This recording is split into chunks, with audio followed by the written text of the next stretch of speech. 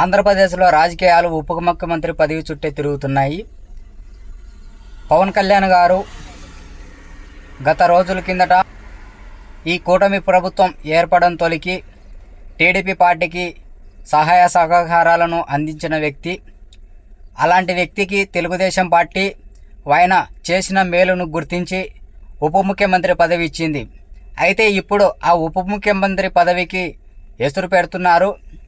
ఎందుకంటే పవన్ కళ్యాణ్ గారు ఆంధ్రప్రదేశ్ రాష్ట్రంలో కూటమి ప్రభుత్వం ఏర్పడి ఆయన పదవి చేపట్టిన కాలం నుంచి ఇప్పటి వరకు ఆయన చేస్తున్న మేలును, అలాగే ఎక్కడైనా అన్యాయాలను అక్రమాలను ఆయన ఖండిస్తూ వ్యతిరేకిస్తూ ఆయన వస్తూ ఉంటే ఆయనను చూసి ఓర్వలేని వాళ్ళు పవన్ కళ్యాణ్ గారికి ఉప ముఖ్యమంత్రి పదవిని తీసివేయాలి, నారా లోకేష్ గారికి ఉప ముఖ్యమంత్రి పదవి ఇవ్వాలని ఆయన మీద కొందరు వ్యతిరేకులు ఆయన మీద విమర్శలు చేస్తున్నారు.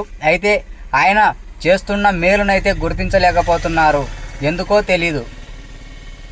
గత కాలంలో టీడీపీ పార్టీకి అండగా నిలిచి ఆయన వల్లనే ఈ పొద్దున కూటమి ప్రభుత్వం ఏర్పడింది. కొందరు టీడీపీ నాయకులు నారా లోకేష్ బాబుకు ఉప ముఖ్యమంత్రి పదవి ఇవ్వాలని కొద్ది రోజుల కిందట ప్రకటన చేశారు. ఆ ప్రకటననే ఇప్పుడు ఆంధ్రప్రదేశ్లో ఒక వైరస్గా మారిపోయింది. ఎందుకంటే పవన్ కళ్యాణ్ గారు ఎదుగుతున్నారని చూసి ఓర్వలేక, అలాగే టీడీపీ పార్టీని అణగదొక్కుతున్నారని ఓర్వలేని వాళ్ళు నారా లోకేష్ బాబును డిప్యూటీ సీఎం పదవి ఇప్పించి ఆయన కూడా రాజకీయ లక్షణాలు నేర్పించి ఆయనను కూడా పదవితో ఆయన రాజకీయాన్ని బలపరచాలని టీడీపీ నాయకులు చూస్తున్నారు. కొత్త యువతరాన్ని రాజకీయంలోకి రప్పియడం కోసం ఆయన కొన్ని మేలు చేస్తారని, ఆయనను డిప్యూటీ సీఎం చేయాలని అనుకుంటున్నారు. కాబట్టి ఏం జరగబోతుందో ఆంధ్రప్రదేశ్లో అనేది కూటమి ప్రభుత్వంలో చర్చనీయాంశంగా మారబోతుంది ఆంధ్రప్రదేశ్ రాష్ట్రంలో. కానీ